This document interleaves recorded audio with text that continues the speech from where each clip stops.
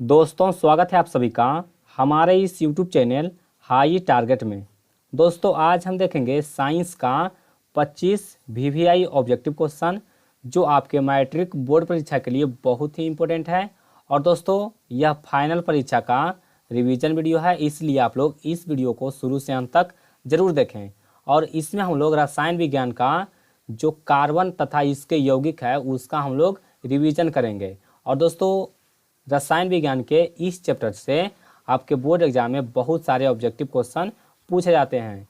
तो चलिए हम इस वीडियो को शुरू करते हैं। वीडियो को शुरू से लास्ट तक देखें ताकि आपको सभी प्रश्न का रिवीजन हो सके और आप अपने बोर्ड एग्जाम में अच्छे मार्क्स ला सकें। तो चलिए देखते हैं पहला प्रश्न को।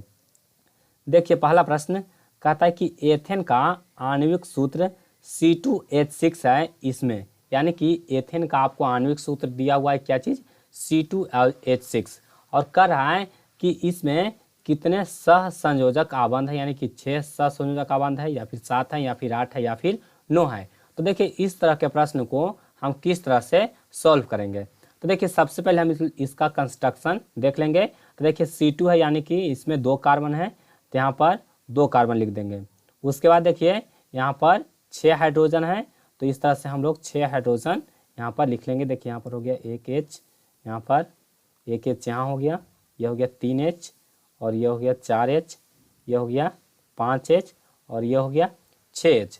और इसमें आपको बताना है कि कितने सहसंयोजक आबंध है, तो आप बारी बारी से गिन सकते हैं। देखिए पहला हो गया, ये दूसरा हो गया, ये तीसरा हो गया, ये चौथा हो गया, ये पाँचवा हो गया, ये छठा हो गया, और एक यहाँ पर 7वां हो गया। मतलब इसमें कितने सहसंयोजक आबंध है, तो इसमें 7 सहसंयोजक आबंध है, यानी कि हमारा सही उत्तर क्या हो जाएगा, ऑप्शन बी हो जाएगा। चलिए उसके बाद देखते हैं दूसरा प्रश्न को। देखिए दूसरा प्रश्न ये भी बहुत इंपॉर्टेंट है। देखिए कहता है कि ब्यूटेनोन यौगिक है। दोस्तों ब्यूटेनोन यौगिक है चतुष कार्बन जिसका प्रकार्यात्मक समूह है, यानी कि इसका प्रकार्यात्मक समूह कौन सा है, यानी कि ब्यूटेनोन का प्रकार्यात्मक समूह कौन सा है। तो दोस्तों ब्यूटेनोन है वह कीटोन का प्रकार्यात्मक समूह है, तो हमारा उत्तर क्या हो जाएगा, ऑप्शन सी हो जाएगा, कीटोन। चलिए उसके बाद हम लोग देखते हैं तीसरा प्रश्न को। देखिए तीसरा प्रश्न बहुत ही इंपॉर्टेंट प्रश्न है। देखिए कहता है कि खाना बनाते समय, दोस्तों खाना बनाते समय यदि बर्तन की तली बाहर से काली हो रही है, इसका मतलब क्या है, यानी कि जब हम लोग खाना बनाते हैं तो अगर बर्तन का जो तली होता है वो बाहर से काली हो रही है, इसका मतलब क्या है। तो दोस्तों इसका मतलब होता है कि ईंधन पूरी तरह से नहीं जल रहा है। क्या होता है, ईंधन पूरी तरह से नहीं जल रहा है, यानी कि हमारा सही आंसर हो जाएगा ऑप्शन बी हो जाएगा, ईंधन पूरी तरह से नहीं जल रहा है। चलिए उसके बाद देखते हैं अगला प्रश्न। देखिए कहता है कि सरलतम हाइड्रोकार्बन है। दोस्तों सरलतम हाइड्रोकार्बन कौन है। तो देखिए इसको रटना नहीं है, इसको आपको समझना है कि इसका मतलब क्या हुआ, सरलतम हाइड्रोकार्बन का मतलब क्या हुआ। तो देखिए सबसे सरल हाइड्रोकार्बन, तो सबसे सरल हाइड्रोकार्बन क्या होगा, उसमें एक कार्बन होगा और इसके 4 बॉन्ड, यानी कि यहाँ पर हाइड्रोजन यहाँ पर दर्शा दीजिए। देखिए एक कार्बन और यहाँ पर 4 हाइड्रोजन होगा, यानी कि CH4 हो जाएगा। सबसे सरलतम हाइड्रोकार्बन कौन है, CH4 है, यानी कि मीथेन है। तो हमारा उत्तर क्या हो जाएगा, ऑप्शन ए हो जाएगा। चलिए उसके बाद देखते हैं अगला प्रश्न को। देखिए 5वां प्रश्न ये आपके बोर्ड एग्जाम में बहुत बार पूछे जा चुके हैं कि कार्बन हाइड्रोजन से संयोग कर बनाता है, यानी कि कार्बन हाइड्रोजन से संयोग करके क्या बनाता है, तो वह हाइड्रोकार्बन बनाता है। क्या बनाता है, हाइड्रोकार्बन बनाता है, यानी कि हमारा सही उत्तर क्या होगा, ऑप्शन बी होगा। चलिए उसके बाद देखिए छठा प्रश्न। ये भी प्रश्न आपके बोर्ड एग्जाम में बहुत बार पूछे गए हैं कि वायुमंडल में CO2 गैस की उपस्थिति है, यानी कि जो हमारा वायुमंडल है उसमें CO2 यानी कि कार्बन डाइऑक्साइड गैस की उपस्थिति कितनी है। तो दोस्तों इसका जो सही उत्तर होगा वो हो जाएगा 0.03%, यानी कि ऑप्शन सी हमारा बिल्कुल सही आंसर। इसको आप अच्छी तरह से ध्यान में रखिए, और ये प्रश्न आपके बोर्ड एग्जाम में पूछे जा सकते हैं, इसलिए आप इसको किसी भी तरह से माइंड में सेट कर लीजिए। चलिए उसके बाद देखते हैं 7वां प्रश्न को। देखिए कहता है सल्फ्यूरिक अम्ल का अणुसूत्र होता है। दोस्तों सल्फ्यूरिक अम्ल का अणुसूत्र क्या होता है? तो देखिए आपको ऑप्शन दिया हुआ ए में H2S2O7, उसके बाद दिया हुआ है बी में H2SO4, उसके बाद सी है H2S2O3 और डी दिया गया है H2S2O8। तो दोस्तों जो सल्फ्यूरिक अम्ल है उसका अणुसूत्र होता है H2SO4, यानी कि ऑप्शन बी हमारा बिल्कुल सही आंसर है। क्या होता है? H2SO4 होता है। चलिए उसके बाद हम लोग देखते हैं अगला प्रश्न को। देखिए कहता है कि कार्बोसिक्लिक एसिड समूह कौन है? दोस्तों कार्बोसिक्लिक एसिड समूह कौन है? तो जैसे ही एसिड का नाम आएगा यानी कि अम्ल का नाम आएगा तो वहाँ पर अम्ल का जो क्रियाशील मूलक है वो क्या है? COOH है। क्या है? COOH, यानी कि 8 का सही आंसर क्या होगा? ऑप्शन बी होगा। इसको आपको इस तरह से याद रखना है। चलिए उसके बाद देखिए अगला प्रश्न, ये भी मोस्ट प्रश्न है। देखिए ये भी प्रश्न आपके बोर्ड एग्जाम में पूछे जाते हैं। देखिए कहता है कि इथेलीन, दोस्तों इथेलीन में कार्बन कार्बन के बीच 2 आबंध मौजूद है जिनमें, यानी कि इथेलीन में कह रहा है कि कार्बन कार्बन के बीच में 2 आबंध मौजूद है। इस तरह से कार्बन कार्बन के बीच में दो आबंध मौजूद है तो क्या होगा? तो देखिए यहाँ पर इसके साथ 2 और हो जाएगा, 2 बॉन्ड और हो जाएगा और इस कार्बन के साथ भी 2 बॉन्ड और हो जाएगा, क्योंकि कार्बन का जो संयोजकता होता है वो कितना होता है? 4 होता है। अब देखिए इसमें आपको बताना है कि कितने सिग्मा बॉन्ड है और कितने पाई बॉन्ड है, इस तरह से आपको बताना है। तो देखिए कार्बन कार्बन के बीच में अगर यहाँ पर क्या है? डबल बॉन्ड रहेगा, तो देखिए अगर कार्बन कार्बन के बीच में यहाँ पर डबल बॉन्ड रहेगा तो यहाँ पर हो जाएगा 2 सिग्मा। यहाँ पर क्या हो जाएगा? 2 सिग्मा बॉन्ड। तो यहाँ पर क्या हो जाएगा? 2 सिग्मा बॉन्ड हो जाएगा। और देखिए डबल बॉन्ड रहेगा इसमें, तो इसमें यहाँ पर पाई आबंध नहीं होता है, सिर्फ इसमें सिग्मा होता है। तो कार्बन कार्बन के बीच में अगर 2 आबंध है तो इसमें सिर्फ 2 सिग्मा आबंध होता है। तो हमारा सही आंसर क्या होगा? ऑप्शन बी हो जाएगा। अगर कार्बन कार्बन के बीच में ट्रिपल बॉन्ड रहेगा तो यहाँ पर 1 पाई हो जाएगा और 3 यहाँ पर सिग्मा हो जाएगा। तो इस तरह से आपको ध्यान रखना है। चलिए उसके बाद देखिए 10वां प्रश्न, ये भी मोस्ट इंपोर्टेंट प्रश्न है। देखिए कहता है कि ईथेन में कितने सहसंयोजक आबंध है? दोस्तों ईथेन यानी कि मीथेन, उसके बाद ईथेन। तो ईथेन क्या हो गया? 2 कार्बन हो गया। और देखिए इस तरह से इसको हाइड्रोजन आबंध खींच दीजिए। उसके बाद देखिए इसमें कितना सहसंयोजक आबंध हो जाएगा? तो इसमें भी गिन लीजिए 1 2 3 4 5 6 7, यानी कि इसमें भी 7 सहसंयोजक आबंध हो जाएगा। तो हमारा सही आंसर क्या होगा? ऑप्शन डी होगा। चलिए उसके बाद देखिए अगला प्रश्न। देखिए कहता है कि CnH2n+2 किसका सामान्य सूत्र है? दोस्तों ये बहुत ही आसान सा सवाल है। यह किसका सामान्य सूत्र है? तो यह एल्केन का सामान्य सूत्र है, यानी कि ऑप्शन सी हमारा बिल्कुल सही होगा। चलिए उसके बाद देखते हैं अगला प्रश्न। देखिए 12 नंबर सवाल कहता है कि नीला थोथा का रासायनिक सूत्र क्या है? दोस्तों नीला थोथा को ही तूतिया कहा जाता है। तो यहाँ पर आपको बताना है कि नीला थोथा का रासायनिक सूत्र क्या होता है।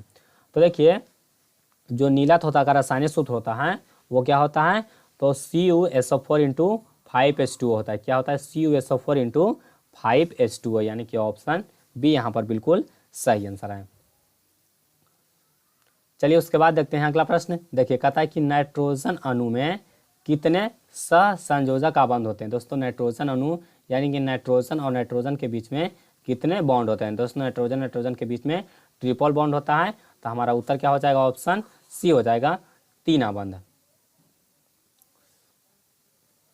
चलिए उसके बाद देखते हैं अगला प्रश्न। देखिए कहता है कि संगमरमर का रासायनिक सूत्र क्या है? दोस्तों बहुत ही इंपॉर्टेंट प्रश्न। संगमरमर का रासायनिक सूत्र क्या होता है? तो CaCO3 होता है। क्या होता है? CaCO3, यानी कि ऑप्शन ए हमारा बिल्कुल सही आंसर है। उसके बाद आइए 15 नंबर सवाल कहता है कि चीनी का रासायनिक सूत्र क्या है? दोस्तों चीनी का रासायनिक सूत्र होता है C12H22O11, यानी कि ऑप्शन सी यहाँ पर बिल्कुल सही आंसर होगा, C12H22O11। चलिए उसके बाद देखते हैं अगला प्रश्न। देखिए 16 नंबर सवाल कहता है कि सोडियम कार्बोनेट का अणुसूत्र है। दोस्तों सोडियम कार्बोनेट का अणुसूत्र क्या होता है? तो सोडियम कार्बोनेट कहेगा तो Na2CO3 और सोडियम बाइकार्बोनेट कहेगा तो NaHCO3। इसको आपको ध्यान में रखना है। सोडियम कार्बोनेट तो Na2CO3 और सोडियम बाइकार्बोनेट तो NaHCO3। चलिए उसके बाद देखिए 17 नंबर सवाल। देखिए कहता है कि कार्बोनिल समूह को सूचित किया जाता है। दोस्तों कार्बोनिल समूह को किससे सूचित किया जाता है? तो उसको CO से सूचित किया जाता है। किससे सूचित किया जाता है? CO से। यानी कि हमारा सही आंसर क्या होगा? ऑप्शन सी हो जाएगा। चलिए उसके बाद देखते हैं अगला प्रश्न। देखिए कहता है कि इथाइल अल्कोहल का अणुसूत्र होता है। दोस्तों इथाइल अल्कोहल का अणुसूत्र क्या होता है? तो देखिए इसको कैसे पकड़ना है कि इसका अणुसूत्र क्या होगा। तो उसके पहले होता है मीथेन, उसके बाद होता है ईथेन। यानी कि मीथेन कहेगा तो 1 कार्बन और ईथेन कहेगा तो 2 कार्बन। और इथाइल अल्कोहल है, क्या है? इथाइल। तो यहाँ पर देखिए क्या हो जाएगा? इथाइल अल्कोहल यानी कि कार्बन कार्बन के बीच में यहाँ पर कितना बॉन्ड हो जाएगा? तो कार्बन और कार्बन के बीच में यहाँ पर बॉन्ड की संख्या हो जाएगा 2। तो बॉन्ड की संख्या अगर कार्बन कार्बन के बीच में 2 होगा तो इथाइल अल्कोहल का सूत्र क्या हो जाएगा? तो C2H5OH हो जाएगा। यानी कि ऑप्शन बी हमारा यहाँ पर बिल्कुल सही आंसर होगा। चलिए उसके बाद देखते हैं अगला प्रश्न को। देखिए 19वां प्रश्न कहता है कि निम्नलिखित में से कौन एरोमेटिक हाइड्रोकार्बन है। दोस्तों एरोमेटिक हाइड्रोकार्बन कहने का मतलब क्या हुआ? वह बेंजीन ग्रुप का हाइड्रोकार्बन होना चाहिए। देखिए एरोमेटिक हाइड्रोकार्बन किस तरह का होता है? तो देखिए एरोमेटिक हाइड्रोकार्बन का आपको एग्जाम्पल दिखा देते हैं। देखिए इसमें क्या होता है कि एक बॉन्ड यहाँ होगा, एक बॉन्ड यहाँ होगा और एक बॉन्ड यहाँ होगा, और इस तरह से एक एक यहाँ पर हाइड्रोजन जुटा हुआ रहता है। तो देखिए इसमें कह रहा है कि एरोमेटिक। तो दोस्तों एरोमेटिक हाइड्रोकार्बन कौन सा होगा? तो उसमें कम से कम 6 कार्बन होगा। यानी कि देखिए जहाँ जितना कॉर्नर है वहाँ पर एक एक कार्बन होगा। तो इसमें 6 कार्बन हो गया, यानी कि C6 हो जाएगा।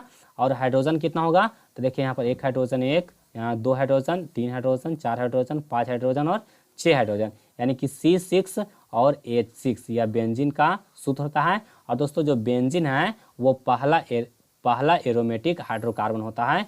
तो हमारा उत्तर क्या हो जाएगा? ऑप्शन सी हो जाएगा, C6 और H6। इसको आपको ध्यान में रखना है। चलिए उसके बाद देखते हैं अगला प्रश्न। देखिए कहता है कि निम्न में से किस हाइड्रोकार्बन के 3 आबंध होते हैं। दोस्तों कहता है किस हाइड्रोकार्बन के 3 आबंध होते हैं, यानी कि कार्बन कार्बन के बीच में कितने बॉन्ड? ट्रिपल बॉन्ड होना चाहिए। और दोस्तों कार्बन कार्बन के बीच में ट्रिपल बॉन्ड किस में होता है? तो एल्केन एल्किन और एल्काइन। यानी कि एल्केन कहेगा तो सिंगल बॉन्ड, एल्किन कहेगा तो डबल बॉन्ड, और एल्काइन कहेगा तो ट्रिपल बॉन्ड।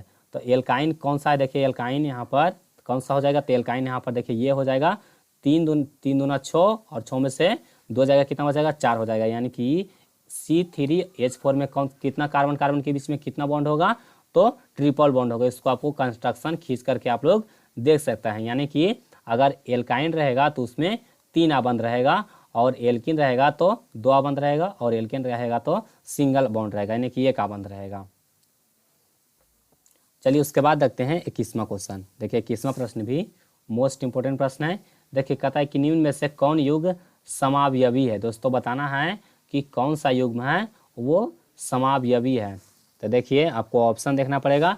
तो देखिए आपको ऑप्शन क्या हुआ है? ए में C2H6 और यहाँ पर C6H6। तो देखिए दोनों समावयवी नहीं है। उसके बाद देखिए C5H10 है और C5H22 है। तो देखिए ये भी समावयवी नहीं है, दोनों समावयवी नहीं है। उसके बाद देखिए C2H5 और यहाँ पर OH दिया हुआ है, और यहाँ पर क्या है? CH3O ये देखो दोनों क्या है? समावयवी है। यानी कि हमारा सही आंसर क्या हो जाएगा? ऑप्शन सी हो जाएगा। दोनों क्या है? समावयवी है। अब देखिए ये समावयवी कैसे है? तो देखिए इसमें देखिए 2 कार्बन है, तो देखिए इसमें भी 2 कार्बन हो गया, C एक यहाँ और एक C यहाँ है। हाइड्रोजन देखिए इसमें 5 हाइड्रोजन और एक 6 हाइड्रोजन है। यहाँ पर देखिए CH3 यानी कि इसमें भी 6 हाइड्रोजन है, एक इसमें ऑक्सीजन है और एक इसमें भी ऑक्सीजन, यानी कि दोनों के अणुओं की संख्या क्या है? समान है। तो यह क्या हो गया? समावयवी हो गया। यानी कि ऑप्शन सी यहाँ पर बिल्कुल सही आंसर होगा। अब देखिए 22वां क्वेश्चन कहता है कि एथेनॉल का क्रियाशील मूलक है। दोस्तों एथेनॉल का क्रियाशील मूलक कौन हो जाएगा? तो एथेनॉल, और जहाँ पे नॉल आएगा यानी कि अल्कोहल का बात किया गया है, और अल्कोहल का बात जब भी होगा तो हम लोग इसका भी क्रियाशील मूलक OH को हम लोग जानेंगे। चलिए उसके बाद देखिए 23वां प्रश्न को। देखिए 23वां प्रश्न भी मोस्ट इम्पोर्टेंट है। देखिए कहता है कि निम्न में से कौन सहसंयोजी यौगिक है। दोस्तों इसमें कौन सहसंयोजी यौगिक है? तो देखिए आपको ऑप्शन दिया हुआ है CH4, BaNaCl, CaCl2 और इसमें D दिया गया है Na2O। तो देखिए इसमें सहसंयोजी यौगिक कौन है, इसमें सहसंयोजी यौगिक हो जाएगा CH4, यानी कि ऑप्शन ए हमारे यहाँ पर बिल्कुल सही है। चलिए उसके बाद देखिए 24वां प्रश्न। देखिए कहता है कि COOH अभिक्रियाशील मूलक को क्या कहते हैं। तो देखिए COOH है, तो COOH किसको कहते हैं, हम लोग अम्ल को कहते हैं। देखिए अम्ल का अभिक्रियाशील मूलक है, तो हमारा सही उत्तर क्या हो जाएगा, ऑप्शन सी हो जाएगा। चलिए उसके बाद देख लीजिए 25वां क्वेश्चन और ये लास्ट प्रश्न है। देखिए कहता है कि CHO अभिक्रियाशील मूलक को क्या कहते हैं। दोस्तों CHO अभिक्रियाशील मूलक को क्या कहते हैं, तो इसको हम लोग कहते हैं एल्डिहाइड। क्या कहते हैं, एल्डिहाइड कहते हैं। तो दोस्तों उम्मीद करता हूँ कि ये वीडियो आपको पसंद आया होगा, और अगर आपको वीडियो पसंद आया तो इस वीडियो को लाइक कीजिए, इसको अपने दोस्तों में ज़्यादा से ज़्यादा शेयर कीजिए, और आप लोग कमेंट करके बताइए कि आपको वीडियो कैसा लगा, और आपको अगला वीडियो किस चैप्टर का चाहिए या फिर किस विषय का चाहिए। तो लोग जल्दी से कमेंट कर दीजिए, क्योंकि आपके कमेंट के आधार पर ही हम वीडियो बनाते हैं। तो आज के लिए बस इतना ही, मिलते हैं आपको अगले वीडियो में।